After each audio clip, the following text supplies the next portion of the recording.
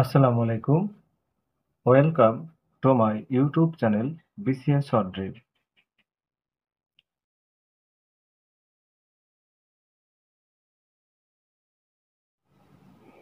একটি রেগুলার পলিগনের প্রতিটি অন্তঃস্থ কোণের পরিমাণ 150 ডিগ্রি।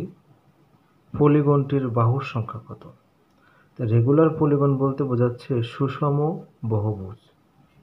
তাহলে একটা সুষম বহুভুজের অন্তঃস্থ কোণ দেওয়া আছে, ওই সুষম বহুভুজটির বাহুর সংখ্যা আমাদের বের করতে হবে।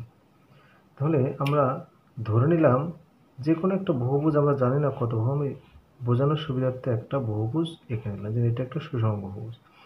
এখন এই বহুভুজের যেহেতু একটা অন্তঃস্থ কোণ দেওয়া আছে, এটা হচ্ছে 150 ডিগ্রি। তো বহুভুজের অন্তঃস্থ কোণ থাকলে আমরা অন্তঃস্থ কোণ দেওয়া থাকলে বহিস্থ কোণ আমরা বের করতে পারি। তাহলে এটা হচ্ছে বহিস্থ কোণ। তাহলে এটা যদি 150 হয়, তাহলে এটা হচ্ছে 180 থেকে বিয়োগ দিতে হবে। তাহলে অন্তঃস্থ কোণ হচ্ছে 150 ডিগ্রি। তাহলে বহিস্থ কোণ কত হবে? 180 থেকে 150 বিয়োগ করতে হবে, তাহলে 30 ডিগ্রি।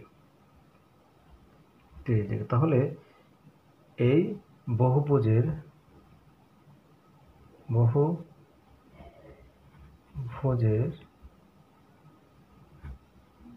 বহিস্থ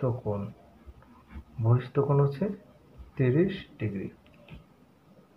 এখন বহুভুজের বহিস্থ কোণ যদি 30 ডিগ্রি হয়, তাহলে বাহুর সংখ্যা বের